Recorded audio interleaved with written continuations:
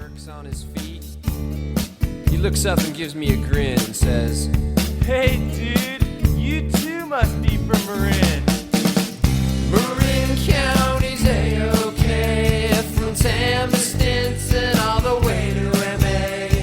Fresh organic veggies in the market every day. The Dennis, Dylan, and W. Welcome to the Run TMC podcast. That is the Run the Marin County podcast, a podcast about the beautiful sport of basketball based right here in the beautiful county of Marin. I am Duffy Ballard. This is season 3, episode 17 of the Run TMC podcast. I am here in downtown San Anselmo on a somewhat dreary day at a cafe called The Long Way, which is a very Marin cafe because it has high-level, tasty, caffeinated beverages, but it also has gifts and scented candles and clothing and all sorts of other boutique items that speak to Marin. I'm here with Dave Levine, but more importantly, George Lucas just walked by us. Dave, you may have heard of him, listeners. If you haven't, then go find the Star Wars films. You'll enjoy them. Neither George Lucas nor Star Wars nor Longway are sponsors. So this is just free promotion. This is, yeah. Well, not yet. That's right. But George is gawking the Hilda's storefront, a classic San Anselmo place that is going to reopen. We've heard, which is awesome. We're having a nice morning here. I'm having a cortado. Duff, what are you having? What's in your thermos? I'm just having a drip coffee, but it is quite strong and delicious, and it's staying warm even though I'm outside because I brought my insulated thermos with me, my trusty Stanley. Excellent. So while we're going deep Marin here, this is one of our episodes that is not a Marin specific one. We were really fortunate to have John Paye join us for this interview, which was fantastic. But before we get to our discussion with Coach Paye, we have a few things we wanted to hit on. Duff, you have a dime. We're going to drop a dime for listeners. I have a glossary thing, and then we'll keep it going. Yeah, we're going to drop some knowledge. First, we're going to drop some appreciation for our sponsors. So a word from our sponsors, and then we're going to be back with a glossary and a dime and an intro to Coach Paye. If you haven't heard of him, he is a pretty remarkable figure in sports. So you'll enjoy this interview. And thank you to our newest sponsor, the Social Club.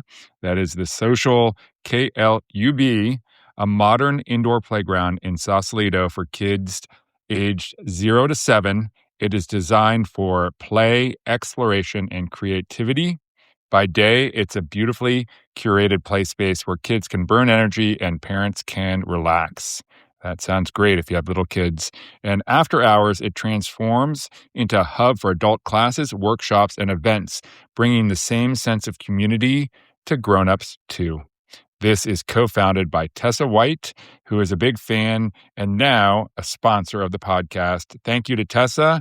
And you can find the Social Club at 2650 Bridgeway in Sausalito, California.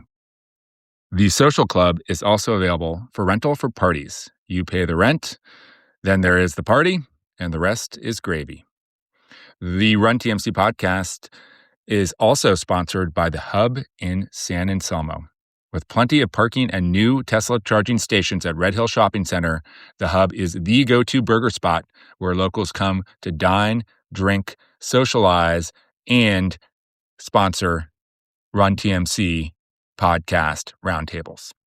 While their 100% grass-fed burgers are divine, the menu also features healthy salads made with local produce, vegetarian and vegan options, and the best crispy chicken sandwich in Marin. Amen to that. With 8 craft beers and ciders on tap, plus hand-spun milkshakes, there is something for everyone. Big thank you again to Jerry and Rebecca, to Jake and Dexter Beers, and all of the Hub staff that welcome us to the Hub for good food and good company and above average podcasting. Thank you again to the Hub. We are sponsored by Batiste Rum. Thank you to our friend John Lawson for supporting us again. Batiste Rum is imported in bulk from the French Caribbean before proofing and bottling in Napa. It's made from 100% sugarcane juice, not molasses or syrups like other rums, so it's light, and dry with a clean, not sweet taste, making it perfect for mixing your favorite cocktail. Its production process has been third-party verified as being carbon negative without relying on purchased offsets, so you know it's done right. Find Batiste rum at fine local retailers like United, Nugget, Total Wine, Marin Beverage Outlet, and more, or ask for it. Check it out at Batiste Rum, that's BATISTERHUM.com. And please always drink responsibly. Thanks, John. You know, Dave, we've been seeing a lot more teams in the Bay, and especially here in Marin, repping Encore Custom lately. Their uniforms and warm-ups are totally legit, and I'm not just glazing on a spurious level here, Dave. This is real glazing. Good vocab word. Love the spurious. Exactly, Duff. Couldn't agree more. Most teams have been stuck with the same kind of template uniforms that everyone else has been wearing, but Encore is a place that actually lets teams build something unique to their style and brand. Yeah, bespoke, just like our Run TMC tees that are coming back again, Dave. Vortex fabric, which is awesome. So yeah, whether it's basketball, volleyball, lacrosse, track, even full sideline sets for players and fans, they'll design what you need with your colors, your graphics, your vibe, and the quality is next level. So check them out at encorecustom.com or stop by their Santa Fe headquarters on 4th Street. Duffy and I have spent a lot of time in that location hanging with our friend Neil. If your program needs new gear for the season, Encore is the move. Thank you, Encore. We love you. Word. Thank you, Encore. Thank you, Neil. Okay. Thank you to our sponsors, and a reminder, Dave, that the Run TMC Season 3 pop-up store with Encore Custom is live. It's live up until March Madness. So by the time the brackets are coming out is about the time when you should have already put in your order for the Vortex tee. We have a men's and a women's. This is a black, but it's sublimated. And so it's going to be charcoal gray. And the fabric, we've had hands on the fabric at the Encore store. It's like our tri-blend, but just a little bit more athletic. So Awesome. It's going to be great. Looking forward to it. We love it. Encore does great work. Thank you, Neil and team. Very psyched for the new shirts. Going to be great. Yeah, go check out the store. So let's get into it here, Dave. So you have glossary. Now, you and I were looking through some glossary options, and we went through our master list, and we realized we probably have covered virtually every term we could think of over the first 3 seasons, but you were able to grab something new. Well, and for our new listeners, if there are any out there, we like to educate our listeners on some dorky basketball stuff. So we've had from time to time glossary terms, so vocab, basketball vocab, different actions or things that are en vogue in the sport. So this is one that I heard recently. I was listening to an interview with Jason Tatum, and he was talking about Chris Paul, who has recently announced his retirement. And Tatum was talking about how Chris Paul would use the 3-for-2. We all know the 2-for-1, right? So the 2-for-1 is depending on what level you're at. So in the NBA with a 24-second shot clock, if there's less than 48 seconds but more than 24 seconds and you have the ball, you have the opportunity to take a shot relatively quickly and then ensure that you're going to get the ball back and basically have a 2-for-1 possession advantage versus your opponent. Chris Paul was so cerebral. He was thinking ahead to the 3-for-2. So with like a minute 5 left, Tatum was saying that CP would look to score or make something happen with the goal of knowing his team will get 2 possessions back. Just a next level mental approach to the game. Yeah, there's someone out there who's thinking like a 199 for 198. How do we get one more possession for the entire game, Dave? Yep. His name is Kevin Vasquez, and he's your coach. So anyway, I just thought that was interesting. And, obviously we talk a lot about analytics and the impact it's had on the game. And that's just another example of it. Yeah, that's great. Let's pause, Dave, because we've been running the 21. I mean, this season, whenever we've seen it, we've tried to get it with a 35-second shot clock and shooting around, 42, 43 seconds. In my opinion, I think having seen it played out all season, I think starting a little bit earlier, like trying to shoot at 47, 48, because what if you get an offensive rebound? What if your set breaks down and you run a few more seconds is probably ideal. I'll say that. And I'll also say, I'm not sure over the course of the season, and maybe we just haven't run it enough times for the benefit to accrue. I don't know if it's given us an advantage in its totality. Yeah. Your thoughts? Well, it's it's one of those kind of like, do you hit on when the dealer's do you hit 16 when the dealer's showing a 10? Right. I don't know. The analytics say it's like infinitesimal basis points difference. Yeah, it's a tough call. Really, it comes down to, do you trust your players to make the right decision in the moment? Right. Also, similar issue of, do you foul when you're up 3 late, right? Put the team on the foul line. The analytics there show it's really almost 50-50. Right. And in the 2-for-1 situation, say you have fouls to give in the quarter, do you take a foul if the other team gets an advantage with the knowledge that the shot clock is going to reset and you may not get another possession that quarter? And these are all decisions that are not really being thought through by very many players, but maybe Chris Paul actually is thinking through this sort of thing in real time. I wouldn't be surprised if he is.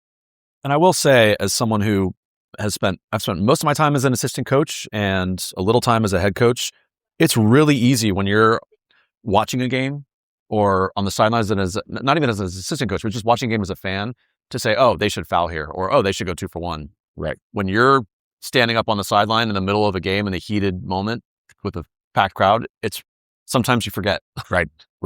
Yeah, exactly. And in some ways, it's maybe easier. We played against a very good university team earlier this year in a very close game, Dave, and there were several circumstances where most teams, they had the ball, and then most teams would have run the shot clock down. They would have run clock because they were ahead, and they could have just run the clock and run out the game, not literally, but close to it. But instead, they sought an advantage, and they took the advantage, and in both instances, it didn't work out for them. However, if that's your attitude over the entire season and it's always like just attack, my guess is if you're sticking to that mentality, it's going to work out for you more often than not. They also, in that situation, university had a exceptional player in Lucas Lau who they trust. Right. So it's also personnel dependent, I think. Right. For sure. Okay, that's the glossary. Let's go to your dime, Duff. Yeah. Well, first of all, congratulations. Or wrapping up, congratulations to Chris Paul on a wonderful career. I didn't always enjoy watching you play, but I appreciate your greatness. And now that you have some free time, if you'd like to come on the podcast, we're available. Let's talk about the 3-for-2, Chris. We can have a whole episode dedicated to it. Okay, for my dime, Dave, I'm going to give a call out to Slapping Glass, one of our favorite other basketball podcasts with Dan Krikorian and Pat Conroy. Dan was a guest on our podcast last year, season 2, episode 30. And they had a recent episode that was a little unique for them. It's episode 258 for them, I believe January 30th. And it was with a communication expert. And we have someone communicating right here behind us. Speaking of communication experts, I think this golden retriever is saying, will you please come out of the coffee shop? Beautiful, beautiful dog. So Philip Hum, who's German and has written several books about communication and in particular storytelling. And I thought this was a very useful episode. You can go listen to it. I don't want to rehash everything that he talks about, but he talks about storytelling and storytelling as used by coaches and some techniques to make it really hit, and some rules about when to use storytelling, which is not all the time. It's like when you want to try and convince your team or a player that maybe they're not bought into something, you want to convince them of an approach or the belief that they can win. And then some tips for how coaches can very skillfully communicate and simply. And I think we know this, Dave, like we tend to give a lot of extra context. We maybe give too much information, and most players, most people can really take in like 3 or 4 things in the moment at most and internalize it. And so one of the tools that he uses for this is to improvise. So and self-improvise to teach himself to be able to think quickly on his feet. So for example, 10 seconds, you got some random topic, Dave, like, why did you choose to start a podcast with me? Right. You got 10 seconds to think about it, and then you have to give 1 minute and have it be as detailed and convincing as possible. And if you do that enough on your own on a daily basis, then if you're in a situation, it's a timeout, it's a close game, you've got 30 seconds to think of what you're going to say to your players. you develop the ability to clearly think and clearly communicate, which is kind of what sets great coaches apart from good coaches, especially when you're looking at the communication vibe. It's a really interesting angle because the assumption is that improvisation or wit or something like that is just a inherent talent and ability, but really what he's saying is it's actually a skill. It's a learned skill. So the more you rep it, the more you practice it, you can get better and better at it. And I think that's a great message. And agree, I think we all have had experience with coaches who can inspire us, spur of the moment, and it's very powerful to have those moments. And storytelling is such a great way to do it. So that's awesome. I'm going to start repping my improv skills. One other topic that comes up is adjunct tools that coaches might use for motivation or to get a message across. And he says, and I think you and I would probably agree with this, that using quotes are overrated. Yeah. John Wooden has 1,000 good ones, but our players have probably heard 500 of them already, right, several times. And quotes should really only be used if they're novel and will startle, will give the sort of a shock effect that, then you're really paying attention. So maybe some foul language, that sort of thing. But that using physical objects can be effective if done in the right way. And we talked with Coach Brian Rooney in a previous episode about wearing a football helmet into the locker room, yep, right? And then we just got another Rooney story, which is great. This is from Justin Bayer, who used to coach with Coach Rooney, and I play some Saturday hoops with Justin, great guy. And he told me the story, and he just sent me a text that kind of specifies it. So it's in a pregame, and Brian has brought a bucket of dirt, and so it's on the bench. And then in the pregame, he starts to roll up his sleeves very calmly and with like a even cadence, and then he starts to put his arms into the dirt and get not just his hands dirty, but his arms dirty. And then he starts to even put it on his face. And he's just talking about how in this game, the team is not going to be afraid to get dirty. Got to get dirty. Got to get dirty. So Coach Rooney's one of one. He's amazing. And that's an awesome story. And yeah, I love the story that he told us about, or that we were discussing with him, where he wore the helmet into the locker room. Rooney was a football player himself, but he was talking about how important it was to get down, rebound, be tough in the trenches, and bought a helmet. Yeah, love it. And just a quick note that our friend Dan Gregorian at Chapman, they look like they're 14-11, Dave, and they're around 500 in conference, and they've got the SCIAC semis on Friday, and maybe get a chance to go to the tournament. So good luck to Coach Gregorian. Very cool. And I know Coach Rooney and his Cal State East Bay team are having an unbelievable season. So they're still undefeated, I believe. It's the podcast. It's the Run TMC effect. Yeah. Awesome. Well, good stuff. Should we get into introducing our friend John Paye? Yeah, we got a quick intro. There's more intro in the interview, and then there's a quick player control.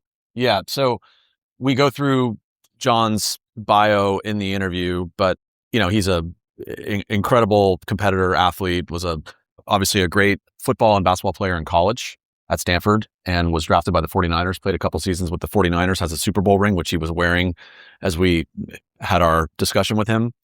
One thing that didn't come in, I think I mentioned that he then went on to a long career as a coach, high school coach, mostly on the girls' side at Menlo School. 22 seasons, and his career record, Duff, 417 and 194, with 4 state titles as a coach, 5 state titles if you include the one that he won as a player for Menlo.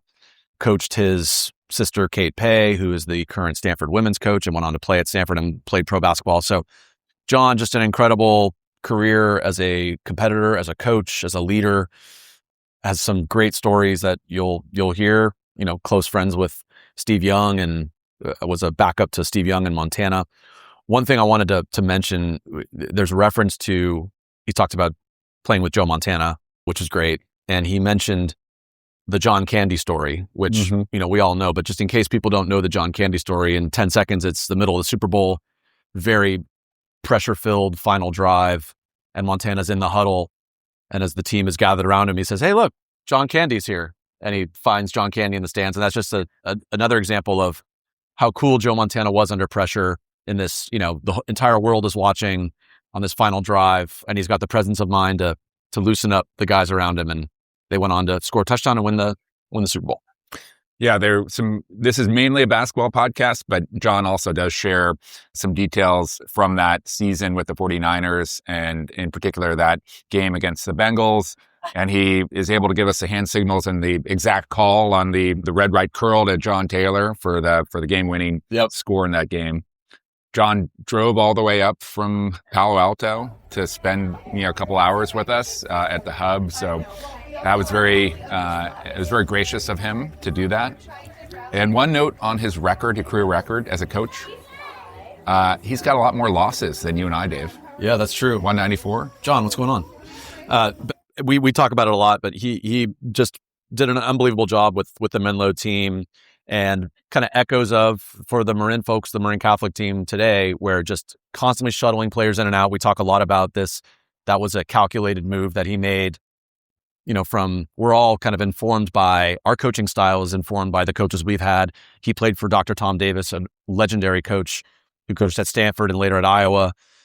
Tom Davis was great about shuttling players in and out, pressure, forcing turnovers, and that's how John coached. And it was very effective and led to 4 state titles.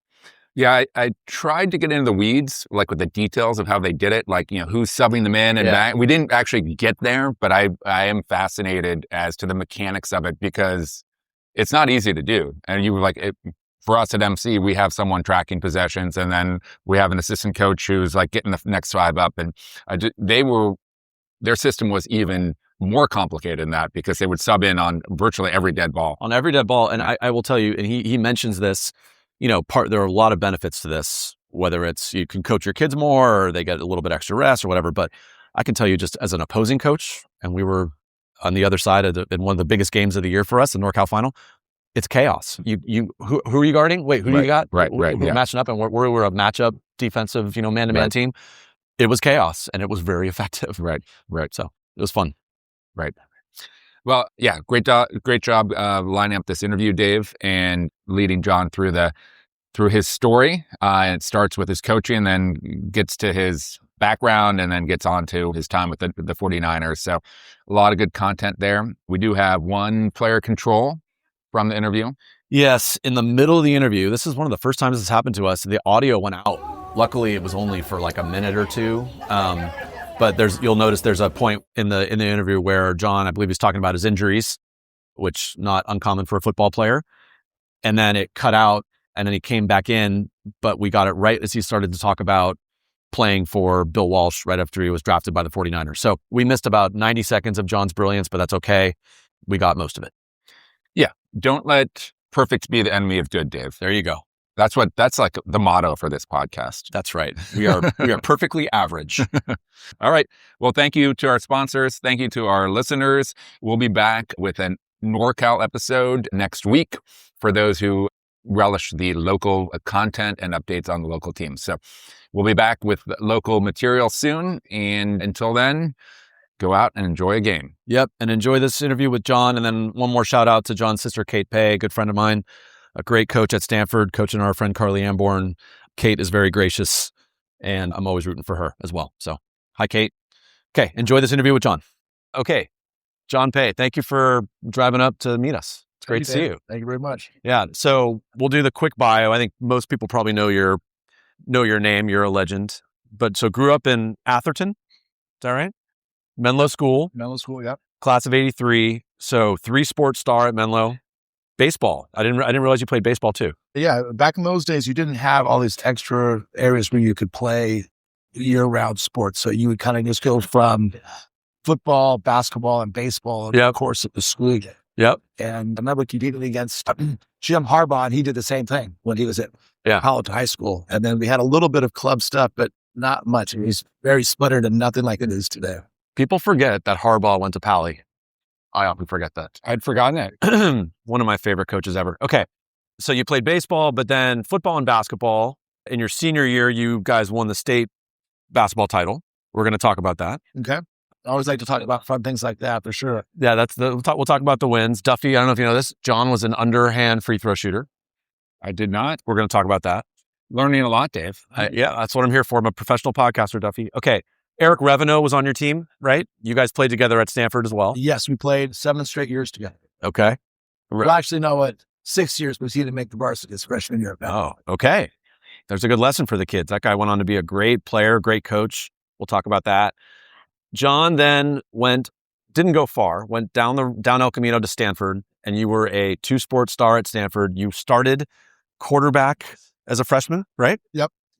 And you were starting point guard as a freshman. Right. Yep. It was a pretty special year. Yes. Yeah, which is amazing. I believe, tell me if I'm wrong, John, but you replaced a pretty good quarterback. He had left just before you. Oh, yes. I replaced John Elway, quarterback, just like my sister replaced Tara Van. That literally is in my notes. Okay. We're talking about big shoes to fill. That's a section of this discussion of filling those shoes. So, yeah, you replaced John Elway, one of the greatest quarterbacks in history.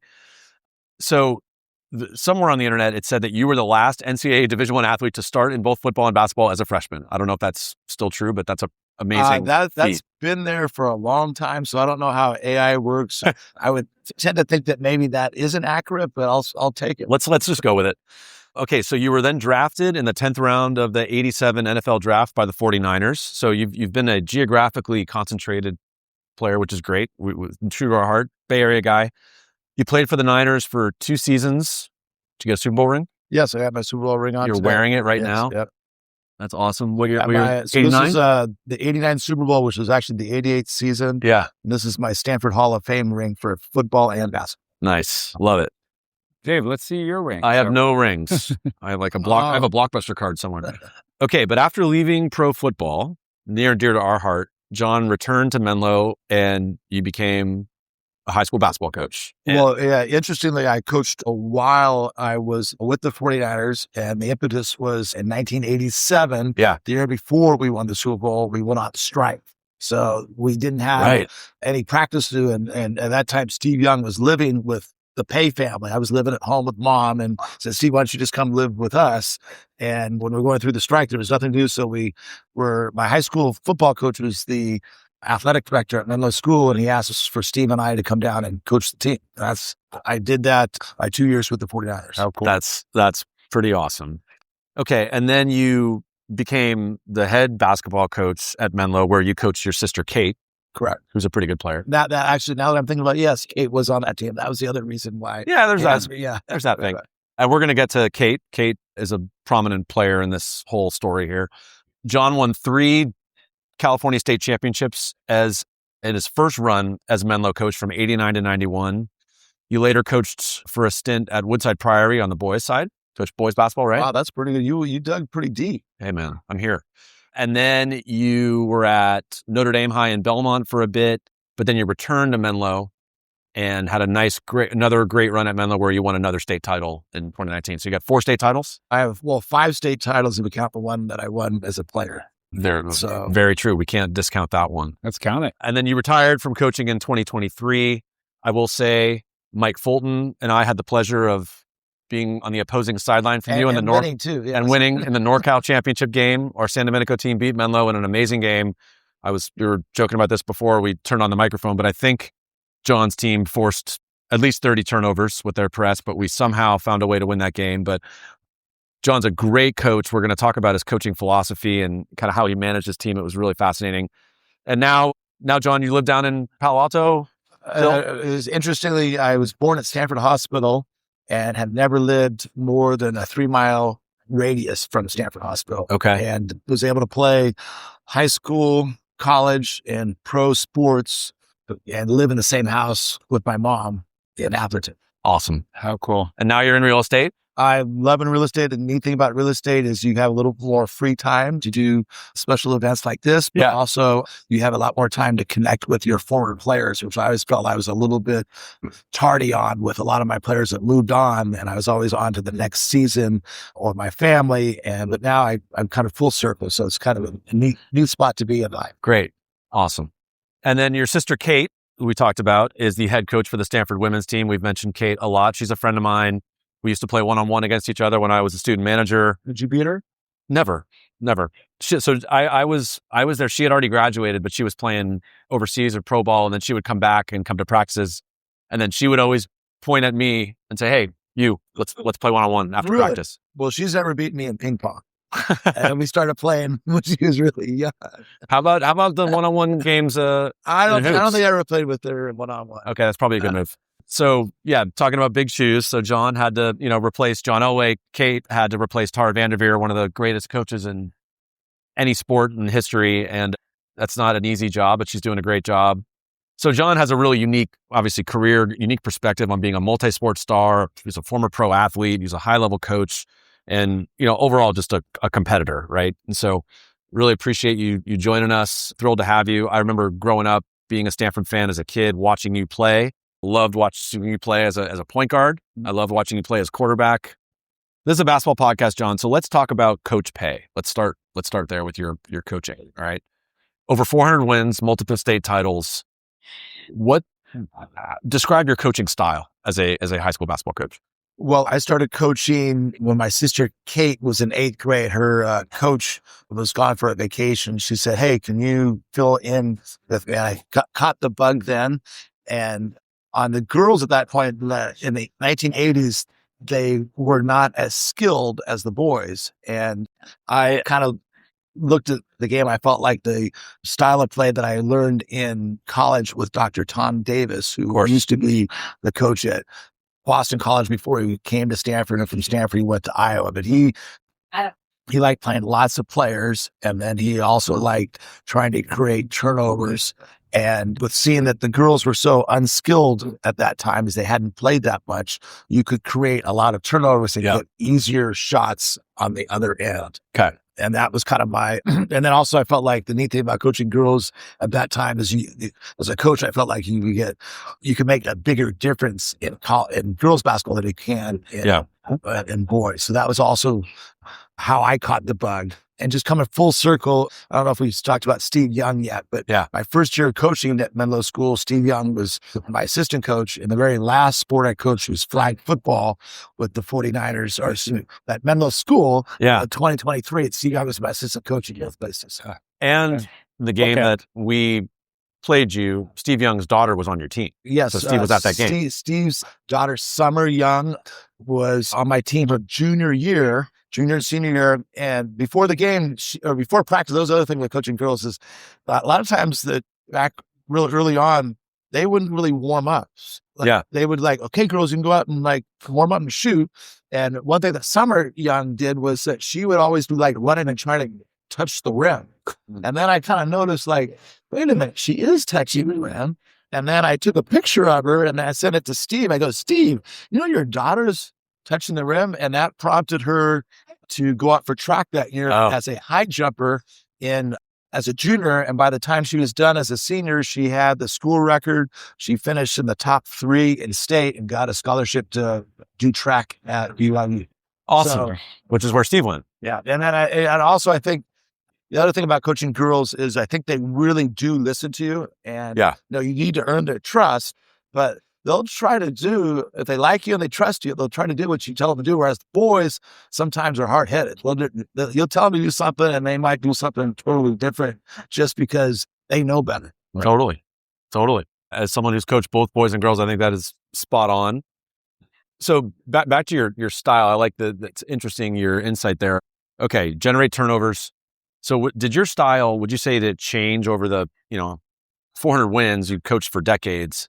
Did that style ever change, or would you change it based on your personnel, or was this just kind of, this is the way we play, we're going to stick to this? All I know is girls have improved so much from the 1980s, and boys have too. I know sometimes I get in arguments with my peers that I played basketball with, I went to the Warriors game with Matt Halpern, and we were teammates at Menlo School and Stanford, and he was kind of arguing that we're better. No, we're not better. But the kids are so much more skilled, and especially the girls players. Yeah. So that has changed. It wasn't it used to be hard for girls teams just to get the ball over the front court because they lacked strength to throw baseball passes or cross court overhead passes. The ball would be dying. And then, I think us boys, we played more football. So we had more spatial context, and a lot of times they couldn't really, because they hadn't played that much. Well, that's all changed now. In fact, in some cases, the girls shoot better than the boys from the high school level, for sure. Absolutely.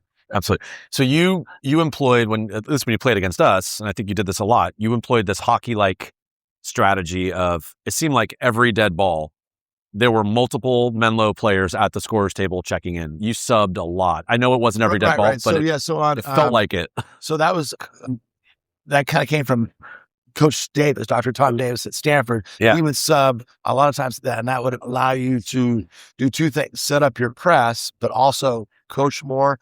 And if you kind of have this disjointed feeling, that also unnerves the other coach and players. 100%. But more than anything, I think it also, you could go, and like in football, they do this offense, defense. So if you have someone better on offense, you can stick them in. If someone's more, sometimes you can have an athletic player and then on defense. So if you're constantly substituting and you have but you still have to have a buy-in from your team. Like they have to like trust you. And unfortunately, I a lot of times had good buy-ins from my team. Not always, but sometimes. Right. So I remember watching you two coach against each other in that NorCal final and just seeing how often like 2, 3, 4 girls were going to the table, and you often were putting, I think, like the pressing people in if there was a dead ball where you're going to be on defense. But you're doing it from the very start of the game, whereas some coaches might do it the last 3 minutes of the game or whatever. How were you? There's a lot of logistics with that, though. Is that something that was set up ahead of time that they just knew, or did you have an assistant coach that was tapping them to say, all right, you're going, and does that distract from your overall sort of, sense of watching the game and seeing where it's going, like at your more executive function level? So I came from Dr. Tom's system where he numbered the players 1 through 5. And I know that that's kind of changed a little bit more, but 1's kind of your traditional point guard in my system. And then your wings were a 2 and 3. And then your 4 was pretty much your trail post and 5 was your lead post. Yeah. And in my mind, and usually I could only wanted to go 2 deep. I never really went 3 deep with players in each position. Right. So in my mind, I knew who my better offensive, better defensive players. Right. And I remember coaching that game, Santa Dominican. Yeah. And I had 2 real good athletes that were freshmen that weren't that skilled. Yeah. They were like feisty. I called them my rats. I put in the rats and they would just cause havoc. And then it worked. And then I would want to throw in my other players that were the offensive players when I got a chance. Yeah. But it didn't always work, but it was fun. And again, it kind of goes back to feeling like you would have a bigger part of the game. You couldn't really do that as much in boys basketball just because they're, I think, a little bit more skilled. They could throw the cross. Usually, like a big thing, I think, in girls basketball is just the strength level. I've always felt like the female players that I had that were like swimmers or dancers that had more upper body strength. If you kind of recall like those games that you may have watched with kids, the girls players that are first, second, third grade, there's always this tie up jump balls because they don't have the strength. Right. But back to your original statement, yes, the skill level has increased so much, so you really can't do that as much as you used to. Yeah. Well, Duffy's team, as we've talked about, the Marin Catholic boys, they do this, or at least you did for a while, right? The 5 and 5 sub thing. And it was echoes of what you were doing. I mean, the thing I remember about your teams, John, was those kids played really hard. I mean, everybody plays hard, right? But they were all out because I think they knew, all right, I'm on for a couple minutes. It's like a hockey line. Like you go all out. Now that you're talking about it, I do, again, I keep coming back to that. I think it allows the coach to have a bigger impact on the game. But if you're coming down and sitting next to me every minute or 90 seconds, I can also coach you during the game. Like, hey, it was that last play that you should have dove on the floor. Right. And then kind of get them. That is a huge advantage. Like, cause you get a touch almost immediately. You go down to the water cooler. We did that some this year. It was like, all right, you 5, you're just off the floor. I'm going to meet you at the water cooler. We're going to talk about 2 things that we're going to do when you go back in. Like and 30 seconds. Yeah. Another thing I think it allows you to do is that it does create a few more seconds, extra 60 seconds to 90 seconds, or you have a player that you don't want to take out because she is one of your more dominant players. Then when you're rotating people in and out, they get an extra blow on the breather. Right. Yeah. So did your Menlo kids, did they play pickup like in their free time? Kind of interesting. My little concept, and this is just my philosophy a little bit. I feel like girls in general, you can't stereotype boys or girls, but in general, my sense has always been girl basketball players, girl athletes, but on the basketball side, they're more social. They want to be part of a group. And I remember I remember I used to date, the way I kind of learned that is I used to date Jennifer Easy, who is in the Stanford basketball team. And I would like ask her, like, hey, do you want to go to a movie after the game? And she goes, well, let me ask my teammates first. So like, I know when I was at Stanford, we had an opportunity to go out with a girl. We would just go out. We wouldn't have to like, ask our teammates. Right. Hey, Dave, do you want to like, do you want to go? What are we doing after the game first? That's their first. So I think that is different in the sense that boys are more individualistic. So, Yeah. So anyway, I do think very much so that girls basketball is different than boys primarily because of that. Yeah. It's different. Like some of the stuff that you do on girls can't work with boys and the vice versa. And sometimes I do think there becomes a problem when you have an athletic director or somebody who comes from like a boys background and they exclusively a boys background. And then they try to, they see things that they want done on the girls side that you just can't do it. And so, sometimes I was a little bit soft, but girls can have their feelings about things. I remember this one girl who was a captain on my team. She was convinced that it was because it was her birthday that she should be able to take the afternoon off and not come to basketball practice. And I pleaded with her. I go, I'm not going to give her a name, but yeah, I got to the point thinking like, you know what? In her mind, she feels that she deserves this. And I tried to coax her to do it the other way, but she ended up not coming to practice. And I thought, well, let me cut my losses there. Yeah. So, yeah. Some battles you're not going to win. Yeah. All right. Describe a typical Coach Paye practice. A lot of scrimmaging, a lot of drills, mix. What would you do? Well, I think, I think the skill development is like really important. And that has just increased so much over the years, because it used to be back when I first started coaching in the 80s, it was like 3 sports, right? There wasn't an opportunity for them to play club sports. Yeah. So you really only had them for 3 or 4 months, but mostly it'd be like skill development. Like I always felt like the hardest thing for girls, even when they become women and play in college, is scoring, because they're just on average, they're not as athletic as the men's players who can get closer to the rim. Yeah. And Improvise. They can improvise. and they can create shots.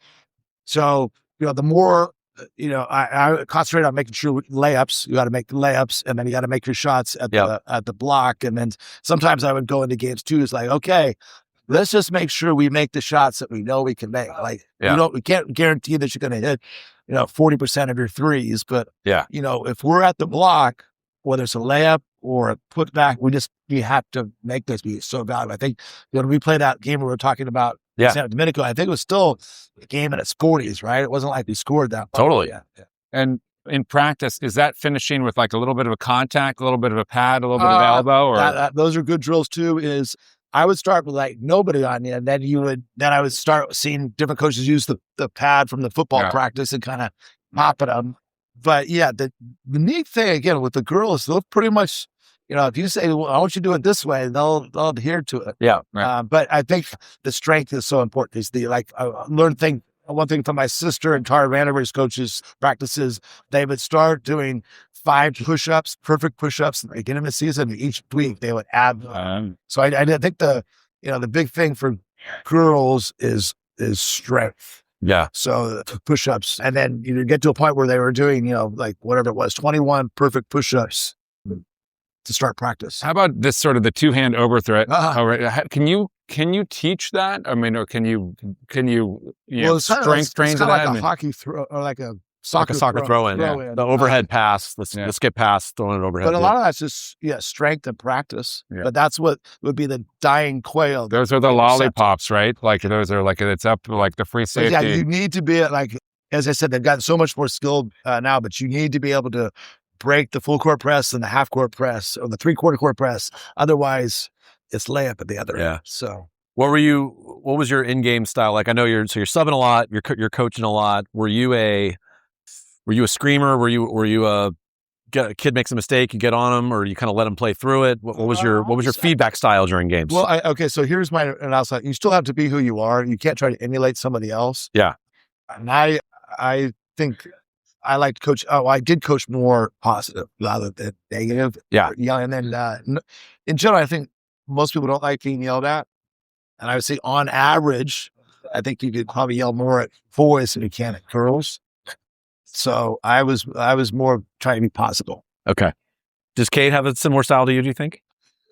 Well, Kate, just to talk a little bit about Tara Vandiver, she played for Tara Vandiver for 4 years, and then she coached for 17 years. So she's had the best role model there is. And it's just so unique how Tara is universal. Like, sometimes there's, a separation between girls and boys and men and women basketball, but God, everyone loves Tara Vandiver, whether you're a man or a woman. I mean, as you know, I was a manager, I was in Tara's orbit for a bit. And even then there were rumblings that, Tara Vandiver could be an NBA coach. And this was way before that was really unheard of, the idea of and now, Becky Hammond has coached in the NBA. Like there's women coaching the NBA and there will be more, but people were talking about that 25 years ago. Well, her neat thing, I know I was a junior at Stanford when she got her job. I think it was 85 at Stanford. Yep. So she was kind of interested in me, but she was always asking questions, but she knew I came from football quarterback right into playing. And she would always talk to me when there was the overlap between men and women getting the floor. And she just had kind of this, I know she was born in the East Coast, but she kind of had this Midwestern kind of philosophy. I had read a lot of books and I like John Paye. So much of her stuff kind of just common sense, Midwestern values. Yeah. And then, we all have egos. Tara does have ego, but you wouldn't really spot it. But she just good kind of wholesome stuff. And so Kate's fine following Tara Vandiver. Well, Tara, I mean, there's one of the traits that I love in all people, but particularly in coaches, is intellectual curiosity, just asking questions. And to your point about, you have an ego, but also you're not so egotistical that you don't ask questions and learn. And Tara, I remember her telling me this, like when she went to Indiana, Bob Knight was the men's coach in Indiana. Tara would go to practice as a player, and then she'd go sit in the rafters and watch Bob Knight practice because she just wanted to learn. Yeah, I think that says a lot. And Tara, to this day, is still learning. She works in the athletic department. Yeah. She's always there, and she's respectful. And I think whoever she's working with, I think a lot of that might go back to Bobby Knight, that Bobby allowed and welcomed her into watching her practices. Yes. And that's why, as long as you're polite and show respect, you could be anyone to go up to Coach Tara and you have some question, she'll try to answer and spend the time with you. Yeah, that's awesome. Okay, let's go back to young John Paye. You're growing up, you're in, Menlo, Atherton area. Do you know when you're a kid that you want to be a pro athlete? I figured out pretty early on that I was going to be a better football player than any of the other sports. Okay. And, fast forward, God, when I first saw my first slider in baseball, I go, wow, I would never go with that. That's hard to hit. And then in basketball, I had some, success, and I got, probably in 8th grade, I averaged probably 30 points a game. But then when I got to high school, I realized, well, it's not that easy. It's like I was probably averaging 13, 14, 15. So I pretty much knew that football was my sport. But again, it wasn't like you had the opportunity to play that sport all year round. Yeah, there was no club basketball. Yeah, so I think, it wasn't really club basketball. Maybe you could, but not really. So I think I was well-rounded. And I think that helped my competitiveness, which sometimes I think the kids aren't learning that as much because they're focused on one sport, and they can be kind of, you can learn other competitive stuff by doing other sports. I know my dad always had me doing competitive stuff. And then whenever I would beat him at something, he would play me again. So on to the next one. But I think that might, I think like with Michael Jordan, I think that was his big thing. It was just his competitiveness. Well, totally. Okay. So at Menlo, so one of the things at the internet, I love this. Your coach at Menlo, Al Klein, lost 55 of his first 61 games as head coach. Wow, I like that one. This AI stuff is pretty good. Including, I didn't realize it was that bad. Sorry, Coach Klein. Including a 31-game losing streak, Duffy. I'm feeling a lot better about my head coaching record. Okay, and then he goes on to, win a state title with your team. So talk about your high school team. Talk about Al Klein as a coach. And I was actually pretty interested. When I was growing up on the Mid-Peninsula, the best football program was St. Francis High School. Yep. And I didn't even really know that Menlo School existed in 8th grade. And I was like everybody else from my private Pinewood school where I went to junior high, were applying to St. Francis. And I applied to St. Francis, but I was like, I would go there and I would do it, but I didn't get any attention at all from the coaches. And then I kind of figured out what was also going on was that the head coach's son was also in 8th grade. He was a quarterback too. Oh, okay. So you had competition. And so one of the parents of my former Pop Warner team said, well, you should check out Menlo School. And so I showed up at Menlo and played JV football, but I was able to make the varsity basketball team as a freshman. And I remember playing our first league game and we won. We beat Menlo High School. It was all its excitement in the locker room afterwards. And then a reporter came up to me and said, well, John, what does it feel like to lose 32 straight games in league and win this game here? And that's really like, wow, I had no idea that we lost 32 straight. I don't know if I would have gone here if I knew that. Right. But yes, that is the true story. And God, I like your questions. I would like to bring you along to more.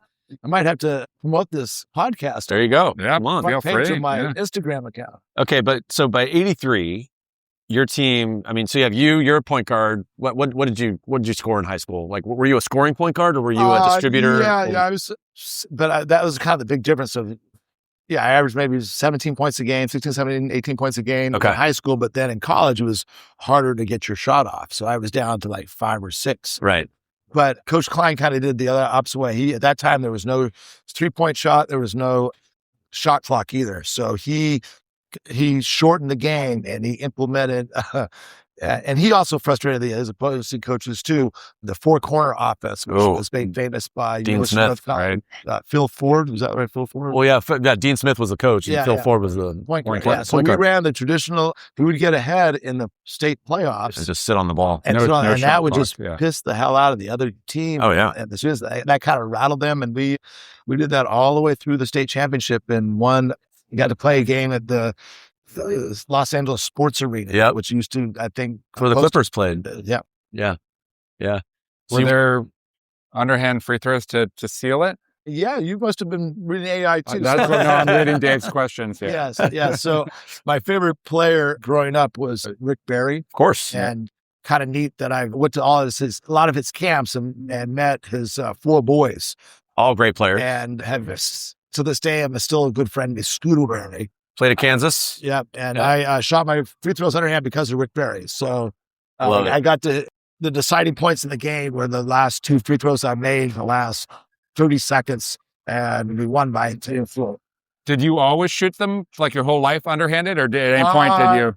I started shooting at that time. You didn't really, there was no first, second, third grade basketball like there is today. So I think when I first started real games, I shot, by that time, Rick Barry was my favorite player. That's the way I shot him. We have a 911 response for old school free throw shooting in the background. Exactly. Okay. But I do think it's the same thing. Like boys, we got so much more skill orientated. So that I kind of think Rick, I got a chance to have dinner with Rick Barry 2 or 3 years ago. I didn't want to like butt heads with him because he can be pretty opinionated. Right. But I do think the right way now with people on the overs, you shoot so many of them. It's just a matter of reps. Right. And to have to learn a new rep. Now Rick would tell you that it's mathematical and physics is that what he would sell was that I remember in high school or college, 9.8 seconds or meters per second squared or something was gravity. Right. So if you're taller and you're shooting an overhead shot, your ball has to go up higher, which means that it's coming down faster, right? Whereas to get as an underhand shot, you don't have to have a high as an arc so that everything being equal, it's softer hitting the rim because it's coming down and it's easier to fall in. Whereas that makes sense to you. Your basket, makes sense. If you're underhand, your ball's lower. So your arc doesn't have to be as high. Like your arc might, I don't know what the exact, your arc might be 13 feet high, but if you're shooting overhand, the arc tips out at maybe 14 feet. So it comes down far. Well, maybe it probably depends on how tall you are too, right? Like as to, because if you're the taller you are, the higher it goes up to shoot. Yeah, that's why Will Chamberlain tried to do that. Shaquille should have done that, right? Shaq. Potentially, but it's still like muscle memory. You got to do it so many times. And it's 2 hands rather than 1, which is another, right? Yeah. I think, Stephen Curry's amazing. He's pretty good. No argument there. He's shot enough that, I think if I had my grandson, when I get a grandson here one of these years, I'd have him overhand. Fair enough. Were you a coach on the floor? Like in high school, like did you, I mean, obviously you went on to be a great coach. When you're a point guard, you're always kind of a coach on the floor. Was that your style? Were you directing your teammates and kind of being that leader on the floor? Yeah, a little. How did your quarterback? In any case, yes, as just kind of being a quarterback, I was more of a positive quarterback. I know some players like to have your quarterback yell at you. I didn't really yell at my players. Yeah. Or not my players, my teammates. Your teammates, right. But yeah, I would coach a little bit on the floor, just being a point guard or a quarterback. Yeah. So were you getting recruited for hoops or was it just? Yeah, the interesting story here, since we're going so depth in this one, is that Santa Clara local school was the first school to show any interest in me as an athlete, football or basketball or baseball. And they were all ready to sign me, but Coach Davies, is that right? Coach Davies? Yes. He was an assistant coach. Yep. And Carol Williams was the head coach. In any case, they were not ready to, but they didn't do their homework. They didn't realize I was a junior instead of a senior. So and then I go, well, I'm only a junior. Talk about a math problem. So I still remember being recruited by, that was the first school. That was back when Santa Clara had a football program. Well, yeah, the same kid, Calcano, who was the St. Francis quarterback. He was one of the last quarterbacks that Didn't Doug Cosby? Cosby was there too. Yeah. And Brent Jones. I played. And Brent Jones, of course. Yeah. Yep. Exactly. All right. So how do you end up at Stanford? Was it mainly a football thing, or did Tom Davis also recruit you for basketball? So what happened was I grew up going to the Stanford football camps, and that was pretty much the extra coaching that you have today. They have Elite 11 and all that type of stuff. So 8th grade, 9th, 10th, 11th, I went to every Stanford football camp. It was more of a passing camp. I had Rod Dowhauer. I remember Jack Christian's been head coach, and Rod Dowhauer, then Bill Walsh. But by the time, and I remember going to Stanford football camp when Jim Harbaugh was there too. He was 1 year ahead of me. And I, pretty much by the time my junior in high school, they were kind of aware of me at Stanford. And then coincidentally, I would also go to the Stanford basketball camp. So I don't know if you remember getting Mike Bratz. Of course. But he was at Stanford basketball camp when I was there, and he was my team coach. So I looked up to Bratz, and then, those coaches, the 49ers ended up having like George Seifert, Bill Walsh, Denny Green, and those were all coaches that I grew up with going to their camps at Stanford. So interesting. So I do think my dad, my mom and dad had me when they were teenagers, and I think they were a little bit ahead of the curve. So a lot of my friends, to this day kind of say, well, John, you had your dad. Well, I had my dad and my mom, but they had me doing extra stuff that I got more stuff in than some of my other. So but compared to today, it's like people are outdoing me for sure. Of course. Who was the football coach when you were there? Was it so my first year was at Stanford. I was Paul Wiggin was head coach. Yep. He suffered the play against Cal the year before. Of course. And then I came in as a freshman. I got to start 8 games or 7 games that year. Yeah. And then they fired Paul Wiggin my freshman year, and then they hired Jack Elway, who's John Elway's dad. Of course. And how was playing for Coach Elway? Coach Elway loved throwing the ball.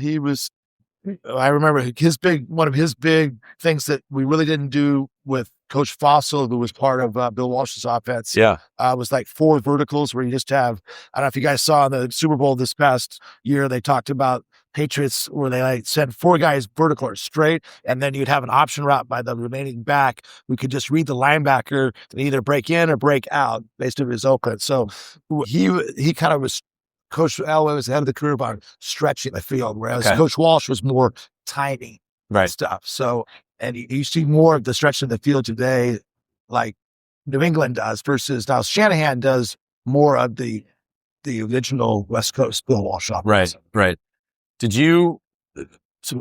How did you adjust to going from football season to basketball season? A lot of people, it was kind of easy for me, and people kind of are amazed. Well, how did you do that, John? Like, how did you go away from football to basketball? But I did that in high school already. And I remember. Would you get shots up during the football season? Like, are you shooting hoops, or are you just totally focused on football? That much. It wasn't, our high school team was good, but it wasn't as competitive. Like, if I had gone to St. Francis, I might have been forced to do that, but there wasn't as many kids playing. So I was pretty much able just to go right from football to basketball. But at Stanford, in some cases, there's kind of an advantage for someone like me because it was so hard to get into Stanford that there wasn't a whole bunch of people that could be walk-ons, right? It was like if you're at some school that has 40,000 people in a school, there might be 2 or 3 guys walking on. They're pretty good. Right. At Stanford, there was so few little players. Like, when I walked on and it was, encouraged to come out by Coach Davis,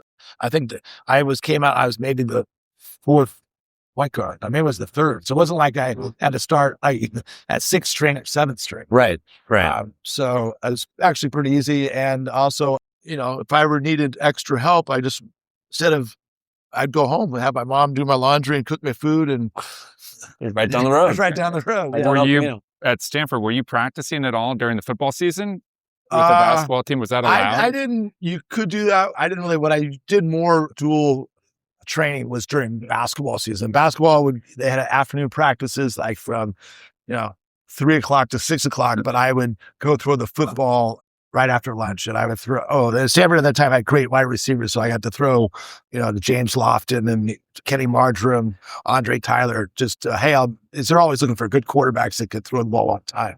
So I did that during basketball season. Did Coach Davis put in any like baseball throw plays on the basketball court? Or did they make use of the arm? Any four vertical? I ended up having 4 shoulder surgeries, and just thinking about throwing hurts my arm. But I do think that's a big difference in going back to the girls basketball. Girls, notoriously don't do the extra throwing, so they can't. The baseball pass is important, right? But if you can't throw it, or you don't have much experience, that isn't a skill the girls have. For me, I played the point guard, where usually Coach Davis's, I maybe threw some baseball passes, but it was usually the guy who's inbounding the ball would be the one that was usually the trail post. You didn't have like a Grant Hill to Christian Leitner moment. I had the best arm on the team for sure. I'm sure I would did, hope, yeah. I would hope so. Yeah. But I don't remember throwing that many baseball passes. But I think I was second in the team in assists, though. All right, talk about the pressure of succeeding Elway.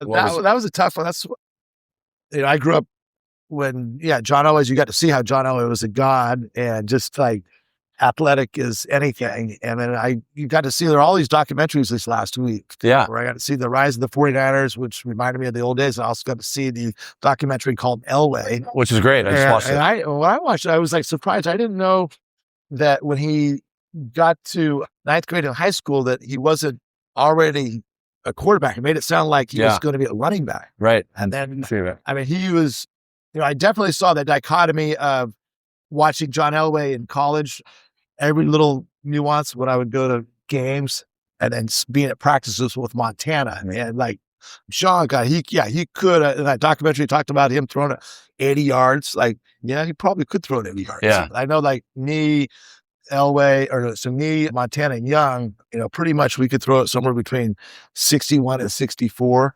yards, but and I think, sometimes I think Elway may have gotten a little bit wanting to win the game for the team, whereas, and he could do that. I don't think, Montana had to be worked within his system to win games. And he was 4-0 in Super Bowls, whereas I think a lot of times, Elway just knew I got to do this. Put it on my shoulders. Put it on his shoulders, which is tough. Yeah. But did you feel a lot of pressure? Was the media all over you? Yeah, there was. So I guess I like to look at things from the positive side. Now looking back, yes, it was tough. And I was just competing like I had done through grade schools, Pop Warner, all the way through college. But I do know with John Elway, the neat thing was I had to play at Stanford when there was a lot of excitement around Stanford football, and we must have averaged at least 60,000 people a game. And now it's tough to get, 10,000 people out of here. Totally. So, and a lot of that attention, and I benefited from just people to this day still knowing who I am. And as a quarterback, I did follow John Elway. He was pretty dang good. So most notable games in your memory about both at Stanford, basketball and football. So in basketball, it would probably be beating University of Texas at Texas my senior year. Texas had never lost a home opener at Austin, and we beat them. I don't know why they kept playing cover. So there's cover one, which is man-to-man. There's cover one free is a free safety. Then cover 1 0 is no free safety. Okay. And they kept coming up, and so it was just these easy little rainbow passes, or what are called fade routes. And we scored 3 touchdowns in the span of 8 minutes, and we got ahead. And then, football is all about momentum. And if you get the head early, so that was that. And then the most fun basketball game was my freshman year when we beat Reggie Miller, UCLA 75-64. Good for you. At Maples. It was sold out, and everybody, stormed the field. And I grew up with UCLA and John Wooden being like the epitome of basketball and being able to beat them. Earlier that year, I got to play at Poly Pavilion with Coach Wooden in the stands, and we lost that game, but I did score. I think I scored 13 points in front of John Wooden at Poly Pavilion. So those were probably my two. The 2 wins were the most part. One of my most satisfying was scoring 13 points with Wooden in the stands. Was Kevin Johnson at Cal when you were at? Yeah. So if you're looking at my front teeth, you do an X-ray. There's a crack that goes right across there. I was Stanford Defensive Player of the Year for 2 straight years, and I got the assignment of guarding Kevin Johnson, and it's pretty good. He was just so explosive, and he was the one guy that I didn't feel like I could guard him. I mean, and as evidenced by my cracked teeth, I couldn't get in front of him, but instead I got far enough to get in front of his left shoulder, driving to my left, and that shoulder, they told me that my teeth wouldn't still be here. These two, but they're still there. But you can see the line that they're there. So I thought you were going to say it was his foot as he was like using your face as a launching point. I got to play my freshman year. It was pretty neat. 1983 year, I got to go through all my stuff that I got to experience in 83, but I got to play against Michael Jordan the first Saturday in December, Stanford versus North Carolina in the Apple Invitational. And I was a little giant, and I was able to play because I fit a role. Like I was a football guy, so the coach told me to do this. So one of my assignments was don't get beat deep on a layup. So you're the safety. And I remember racing back. They outled the ball to Michael Jordan. I raced back to the left block if you're facing the bucket. And and then here he comes. He comes right at me. I'm there ready to take a charge. Take the charge. And Michael Jordan's he completely jumped over my left shoulder and dunked. So he never touched me. And he dunked.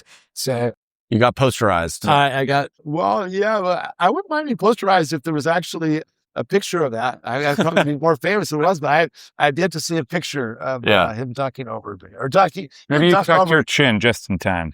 I don't know. I think it was just like this, and he just flew over me. But that same year, 83, I was drafted by the San Francisco Giants for baseball in 83. Really? I played against Michael Jordan in 83. I was also the National High School Football Player of the Year in 1983. It was a busy year for you. I was, and then I got to experience injuries after that for the Nats. So at this point, we had a little technical difficulty. We lost the audio for about a minute. John was talking about the various injuries that he had incurred as a player, which is not uncommon for football players, obviously. And then we just started talking about when he got drafted by the 49ers and the incredible experience of playing for Coach Walsh. And so here is John talking about playing for Coach Walsh and the Niners. And when I got to play with Coach Walsh, that was like God coaching. And I would sit in all the meetings, write down everything. But that was awesome. And then a lot of stuff I learned with Coach Walsh, I transferred to coaching in basketball. Yeah. And then I was the offensive coordinator for Menlo College for 2 years with Craig Walsh, who's Bill Walsh's son. That was my athletic director, and Coach Walsh used to come to games. I had Coach Walsh's secretary, Coach Giselle. We were still friends, and she did all my game plans where I had the same sheet. She would use the same sheet that Coach Walsh had, which is his flip cards. And we had the same, here's what you got to fill out, John. So you had, your third and long, third and short, last 4 plays of the game, your 15 playing ready list. So I've definitely lived a dream being local in my sports. Totally. Was Coach Walsh tough on you being a quarterback? About the stories we hear is that he was very exacting, like of the players that were implementing his offense. Did you experience that? He was demanding. And you had a sense with being around Coach Walsh that he was omnipresent. Like he was like everywhere. You're always conscious. Okay, there's Coach Walsh, and I think that's kind of what you need to be a good coach, especially in the pros. And I definitely feel I had that sense when I'm down at the 49ers and the players there feel the same way about Coach Shanahan. Like he's everywhere. However, I haven't been actual at practices when Coach Shanahan is there, so I don't know if he also adheres to Coach Walsh's strategy of not berating or tearing into his quarterbacks, but he'll berate and tear into his quarterback coach. Oh, interesting. Like he won't yell at Yeah. Montana, but he'll yell at Mike Holmgren. Mike, you're going to lose your job if you can't get your quarterbacks to do their progression correctly. What's wrong with you? And do the quarterbacks see that? Oh yeah, then you want to become to the defense of your position coach. That makes sense. Yeah. How's a coach, do you have a sense of how you are able to achieve that perception that the players think you're everywhere? Is it because you're picking up on little observations? No, so I do feel like you need to have a little bit of fear. I know Harbaugh uses fear. For sure. Like, you have fear and respect. I mean, you got to and then you do get tested. Now, Coach Walsh did have different rules for different players, but I thought it was reasonable. He didn't go overboard, but there's a fine line there, especially in today's world where so much is public. Like, I think there's some stuff, way back the 70s and 80s when Coach Walsh was coaching that wouldn't be divulged, but today's world, it is divulged. Right. But yes, Coach Walsh I adhered to as successful as, but I do know I'm friends to this day with Coach Walsh's son, Craig Walsh. And it does take a toll on your family. Yeah. And Craig Walsh told me that his dad never saw him play one football game. Wow. Except the one game he saw when he was a senior at UC Davis, because he was there to recruit or scout the coach. Not the coach, the quarterback that was there. Oh, interesting. Yeah. So I do think Coach Walsh definitely paid his dues. Interestingly, he was one of my dad's coaches at Stanford when my dad played there. But by the time he got the Stanford job and the 49er job, he had been through the ringer. He had already committed his life to coaching. Yeah. So I don't know if it's as easy as it is today to come in and start from kind of scratch. Did you know at the time when you're there playing for that team that you're playing for a guy who was just a genius? Like, I mean, obviously Walsh changed so much about the NFL. I mean, today's NFL, a lot of it is indebted to Walsh's system, right? Like, I mean, yeah, I think we had like all those things. You would identify the different ways what you needed to win. It just wasn't winning the game. You had to win all the little battles during the game. So one big thing I think he was a master at that sometimes gets overlooked by the media is what he called his 4-minute offense, which is basically if you can follow his principles of the 4-minute offense and get 2 first downs in the last 4 minutes, you win the game when you're ahead. And, sometimes I look at it and he always had, his little misdirection or change up plays that got him the first down. So in his back pocket, he would have, and I try to do that in girls basketball. Like, do I have a play that they haven't seen yet that I can at least get 2 points here because we're up by 2. If we got one more basket, we'd be up by 4. Right. And the other team's got to start fouling us and then we can win at the free throw line. Well, he would be able to run out the clock basically. So you can see how fast you're going to score in the NFL. But if you can win the game on offense. I thought that was a big thing that I don't hear as much about that the current teams, that they could kind of emulate that. And his big thing on offense was the offense was 3 phases. There was the run game, the pass game, and then there was what he called the run pass. He called it play pass. And the play pass was you faked a run that you've already shown them. Right. And then you pull it back and then you throw. Play action, right. Yep. Okay, got to ask about Montana and Young. I mean, I know you're very tight with Steve, as you've mentioned, but you got 2 of the greatest quarterbacks in the history of the game, and you're on the same roster as them. What was it like playing with those guys? What'd you learn from them? So I mentioned earlier that Steve, his first year with the 49ers, he lived with the Pays, and my mom used to make his home-cooked meals there at the house in Atherton. And conversely, so I was friends with Steve, and we coached together.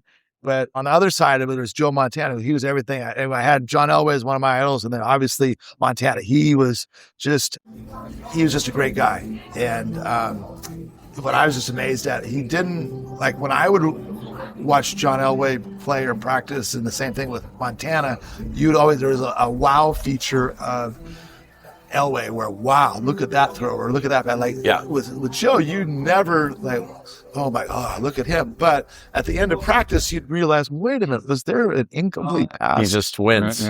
He threw the ball nicely so you can catch it. And then also what I kind of learned that from him that I think was on a leadership role that I've used as a quarterback, a teammate, as well as a coach is like he tried to keep people loose. Like he'd make little comments. There'd be little verbal jabs at different people, but it was all fun and in jest. And Joe would have fun with what was called the swag board up in the locker room, where you would put a picture of, like I didn't do this when I was a youngster, but a guy would put up a picture of Barry Manilow, the newspaper cut out, and they would point out, Joe Montana. Look at that nose, that's Joe. Of course. So he'd keep you loose, and I think which kind of cut down at so much pressure as it is.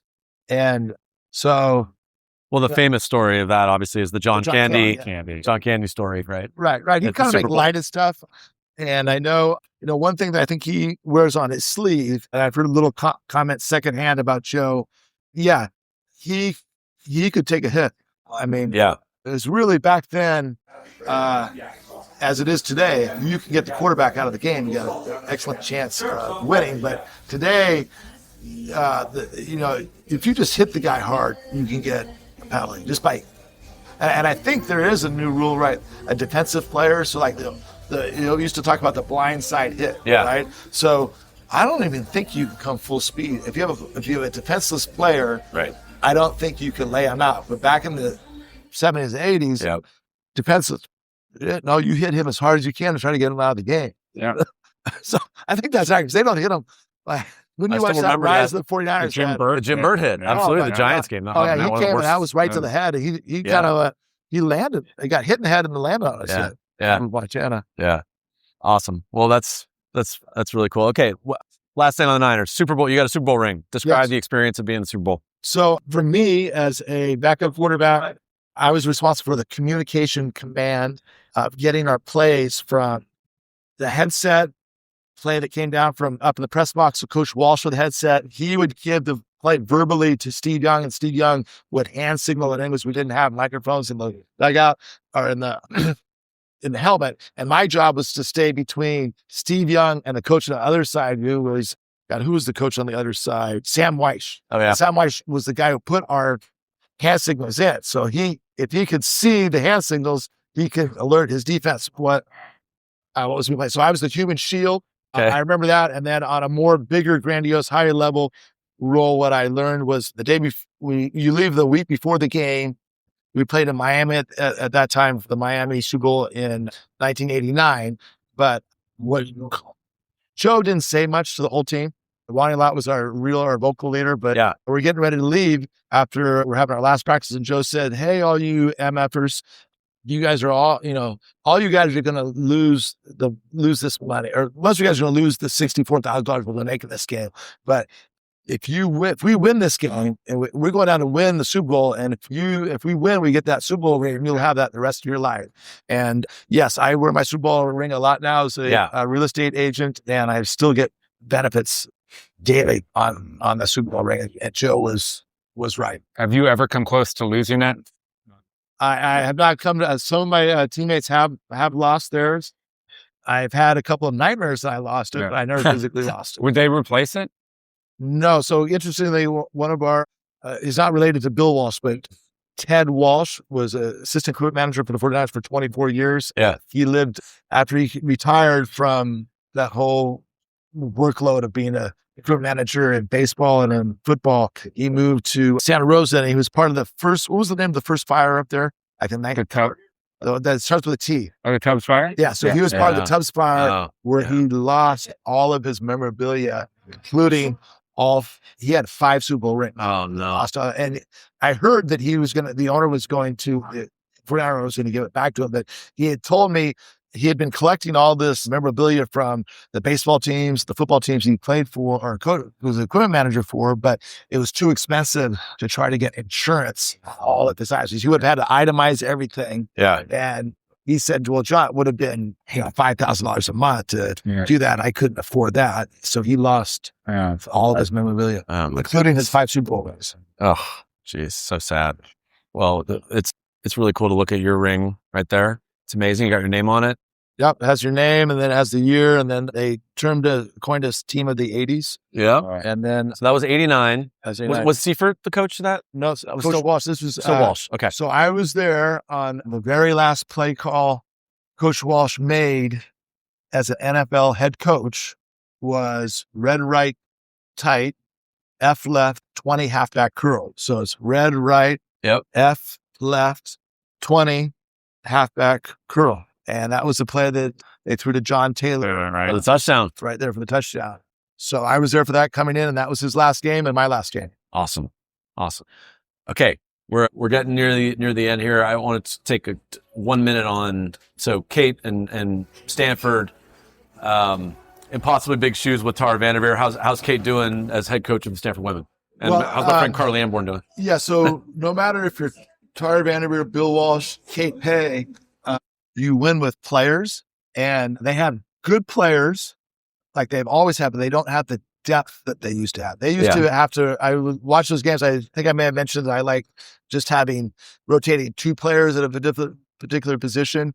Often Stanford had to go 3 deep, which I thought was disjointed at times when they were doing that. Yeah. Well, Stanford doesn't have that privilege right now. They don't go 3 deep, and in some cases they don't go 2 deep. Right. So if you look closely, they've shrunk down the number of players they're playing. Yep. And that's also a function of having some injuries too. So those people are playing more with the shrunk down, which also lends itself to more potential injuries, one of which that is more common today is the diagnosed concussion. So their best player of the last 2 years has now missed games last year and this year. The new, with concussions, and concussions, you don't get to come back right away. Usually that you get it diagnosed and you're out a minimum of 2 weeks. And I think that's hurt them being able to push the ball. So I think, the other thing that she's battling with was when Tara was there, Stanford had more to offer the recruits than the other schools because they had the value of that Stanford free education.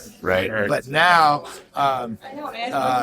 the enticement to bring recruits in is your education, but also the NIL money that can be there. So now Stanford isn't necessarily the first choice for these players that could do it academically. Totally. So I kind of have to say that if I was coming out of college, I would have to admit that, if I was offered, $1 million to be the quarterback at Tennessee, and I want to stay at home and have my mom wash my clothes and cook my dinners, and make $100,000. I think in football, they say the NFL stats are not for long, so I would think I would probably go for take the money.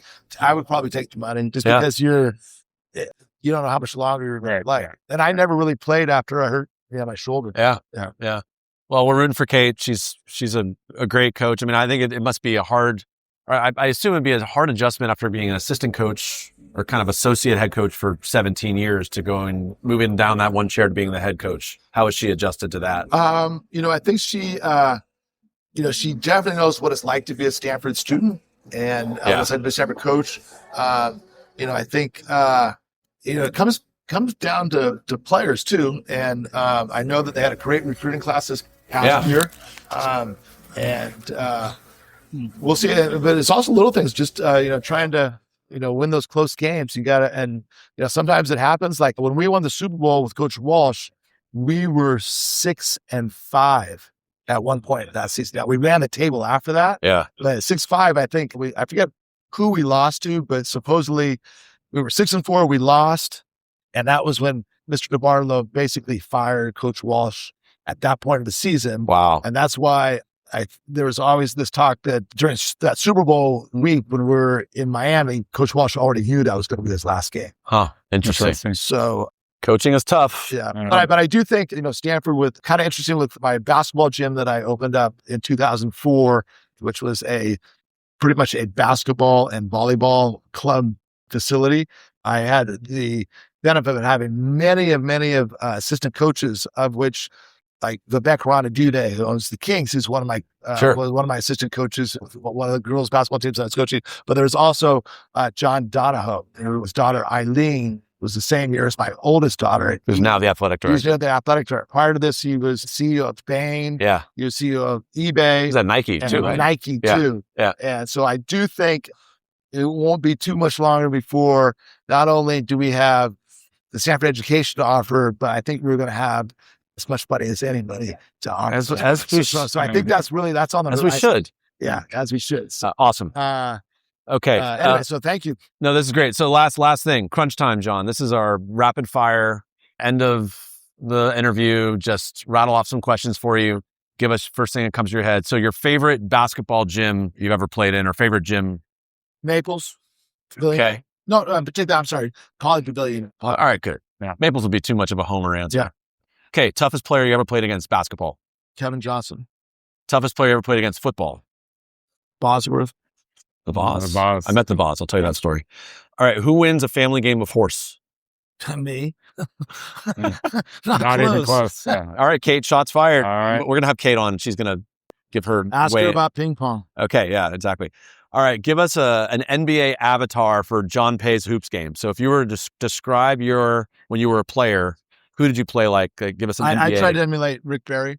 Okay, that's a good one. I remember trying to he had a nice left-hand bank shot off the left block, driving left. All right. And again, he's so much, his style of game is so much different than what they're doing today. But he was my favorite player. How about same thing, but NFL? So who you obviously you were an NFL player. Who was a comparable quarterback to you, or who'd you emulate? Oh, I would try to emulate Joe Montana. That's a pretty good one. Okay, favorite restaurant. You could give some love to a Palo Alto spot if you want. Fleming's.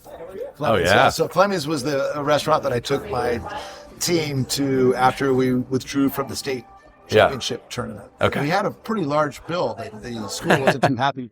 Tell us about the venue. Yeah, where is it? Fleming's at Stanford Shopping Center. And we had this little private room, and I said, well, how many people does it hold? They said, well, 35. And I go, okay, we'll fill it with 35. So I invited a few parents that I liked. So they should come have. Okay, that's Silicon Valley prices down there too. All right, John Paye, thank you so much. We could talk to you for hours. Really appreciate you driving up, joining us here at the Hub. Loved hearing your stories. Loved coaching against you. Loved watching you play. And good luck with your real estate. This is my best podcast I've ever had. This is fun. You guys are good. Hey, we try. Good guests. It's just kind of like good coaching. Good guests make you good. Yeah, you got to have good players, John. There we go. Awesome. Burke's on his feet. He looks up and gives me a grin and says, Hey, dude, you too must be from Marin. Marin County's A-OK, from Tam to Stinson all the way to MA. Fresh organic